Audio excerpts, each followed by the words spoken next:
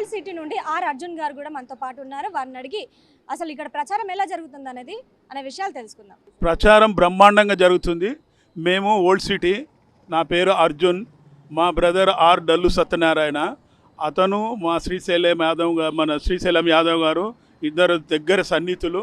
చిన్నగా ఉన్నప్పటి నుండి మా బ్రదర్ కూడా వెజ్లరే, ఈ బ్రదర్ కూడా వెజ్లరే. కాబట్టి ఆ అభిమానంతో మా బ్రదర్ కూడా పీసీసీ సెక్రటరీగా, మాజీ పీసీసీ సెక్రటరీ డల్లు సత్యనారాయణ వాళ్ళ బ్రదర్ని. అయితే ఆ అభిమానం, కాంగ్రెస్ పార్టీ అభిమానంతో ఇక్కడ వచ్చి ప్రచారం చేయడానికి వచ్చాము.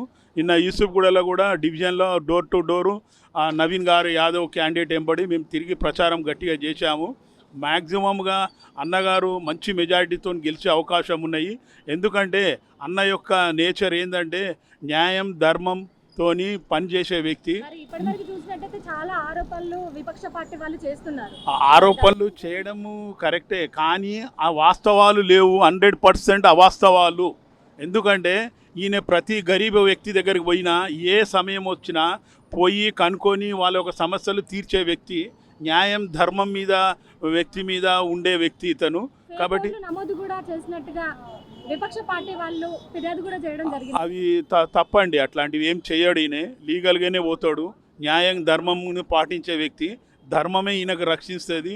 మంచి మెజార్టీతోని కూడా ఇంచుమించు 1,00,000 ఓట్ల దగ్గర 1,00,000 ఓట్ల మెజారిటీ వచ్చే ఛాన్సెస్ కూడా ఉన్నాయి. మెయిన్ పేదలకు బాగా హెల్ప్ చేసే వ్యక్తి ఈయనే. పేదలు ఎవ్వరు పోయినా వాళ్ళ కోరికలు నెరవేర్చడానికి కాదు. ఇప్పుడు కూడా ఈరోజు 2 నిమిషాలనే ఇద్దరు ముగ్గురు లేడీస్ వచ్చి కలిశారు. వాళ్ళకి ఎలక్షన్ తర్వాత రండి అమ్మ మీకు చేస్తాను అని చెప్పాడు పని. వాళ్ళకి హెల్త్ ప్రాబ్లం ఉన్నది, ఇల్లు కూడా లేదు, రోగం ఉన్నది, ఇప్పుడు మాకు హెల్ప్ చేయండి అంటే ఇప్పుడే ఈరోజు చెప్పిండు, మీ ఎలక్షన్ అయిపోతున్నది రండి, మీకు తగినంత సాయం చేస్తాను కూడా మాట ఇచ్చిండు అన్న. ఈ విధంగా అందరికీ ఇచ్చుకుంటూ చేసుకుంటూనే వస్తున్నాడు ఆయన టోటల్గా. ఇంకోటి 2,000 మనుషులను, స్త్రీలను శ్రీమంతం కూడా చేశాడు ఈయన.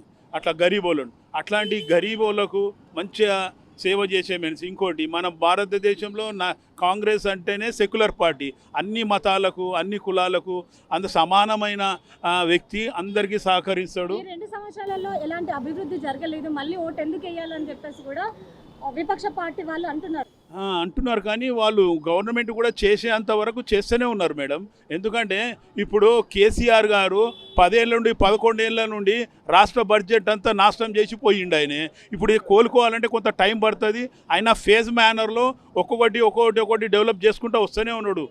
రేవంత్ రెడ్డి గారు కూడా ఎంప్లాయీస్కి కూడా రిక్రూట్మెంట్ ఇంచుమించు 70,000 రిక్రూట్మెంట్ ఇప్పించాడు 2 ఏళ్ళలో.